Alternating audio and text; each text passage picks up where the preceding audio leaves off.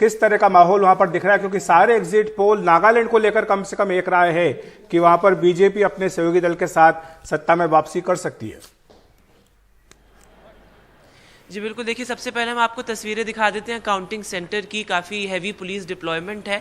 और नागालैंड की बात करें तो यहाँ का चुनाव जो होता है वो बाकी चुनावों से काफ़ी अलग होता है, क्योंकि यहाँ पर आपको बहुत ज़्यादा पार्टी ऑफिसेज में हलचल नहीं नज़र आएगी। यहाँ पर सब अपनी कॉन्स्टिट्यूंसीज़ में रहते हैं और लगभग 12-1 बजे के करीब के बाद वो यहाँ कोहिमा आएंगे कैपिटल में। आपने बिल्कुल सही कहा कि बीजेपी एनडीपीपी अलायंस की तरफ एक उनका काफ़ी मजबूत वो नज़र आ रहे हैं। यहाँ पिछली बार की अगर हम बात करें 2018 की, तो बीजेपी को 12 सीटें और एनडीपीपी को 18 सीटें मिली थी, लेकिन जो नागा पीपल्स फ्रंट थी वो सबसे स्ट्रॉन्गेस्ट पार्टी इमर्ज हुई थी 26 सीटों के साथ, लेकिन वो 12 जो उसके लेजिस्लेटर्स थे वो एनडीपीपी से जुड़ गए थे। तो इस बार बीजेपी और एनडीपीपी अलायंस काफ़ी स्ट्रॉन्ग नज़र आ रही है, इसलिए भी क्योंकि देखिए बीजेपी के जितने बड़े नेता हैं उन्होंने यहाँ पर कैंपेन किया। हिमंता बिस्वा शर्मा यहाँ पर आए, प्रधानमंत्री ने भी यहाँ पर कैंपेन किया, अमित शाह, और सबने बीजेपी के जितने भी नेताओं से हमने बात करी, चाहे वो तेमजिम यहाँ के जो बीजेपी अध्यक्ष हैं, सबने यही बार बार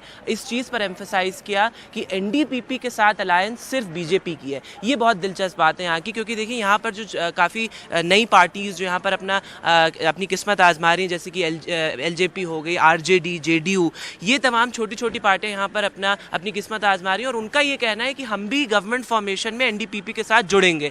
तो इस चीज़ को रूल आउट करने के लिए बार बार बीजेपी के जितने बड़े नेता हैं उन्होंने आकर यहाँ कहा कि एनडीपीपी के साथ अलायंस सिर्फ हमारी है। जहाँ तक एनडीपीपी की बात करें तो हमने यहाँ पर जो चीफ मिनिस्टर नेफ्यू रियो उनसे तमाम बातचीत करी, उन्होंने भी बार बार ये चीज़ कही कि सेंटर में जो पार्टी है उनका सपोर्ट हमें बहुत ज़रूरी है, चाहे वो नागा पीपल्स इशू हो या फिर आफ्सपा की बात हो। तमाम इन इशूज़ को रिजॉल्व करने के लिए सेंटर के साथ हमारा जो कोलैबोरेशन है वो बहुत महत्वपूर्ण है। तो इसीलिए ये बीजेपी और एनडीपीपी अलायंस काफी मजबूत नजर आ रही है। ये बताइए जल्दी से, आप कोहिमा में कुछ दिनों से हैं वेदांत, वहां पर एक चीज आपने तो नोटिस की होगी, क्योंकि ये पूर्वोत्तर राज्य है, यहाँ सुबह जल्दी होती है, शाम भी जल्दी हो जाती है, सूरज उगता जल्दी है और ढलता भी जल्दी है। और क्या क्या चीजें हैं जो कि आपने बतौर रिपोर्टर वहां पर देखी और आपका एक पर्सपेक्टिव बदला पूर्वोत्तर राज्य, क्योंकि उनकी टीस ये है कि 5 साल में एक ही बार दिल्ली वालों को याद आती है हमारी, जब चुनाव होता है, उसके बाद कैपिटल तक भूल जाते हैं। बिल्कुल देखिए यहाँ पर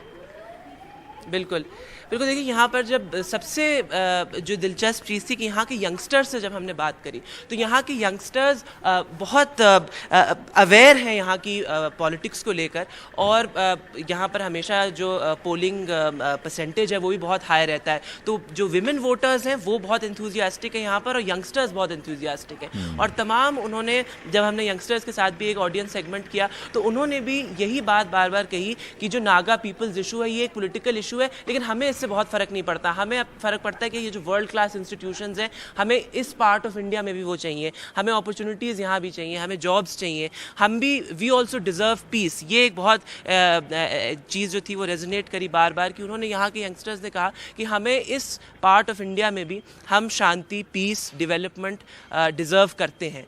तो वो एक बहुत ज़रूरी चीज़ है कि यहाँ के लोगों के लिए मुद्दे वही हैं। देखिए यहाँ पे अगर हम यूपी, गुजरात, बिहार से कंपेयर करें तो यहाँ पे भी लोगों के मुद्दे वही हैं, सड़क, बिजली, पानी, यही तमाम मुद्दे हैं, कोई मुद्दे बहुत अलग नहीं हैं यहाँ के लोगों के।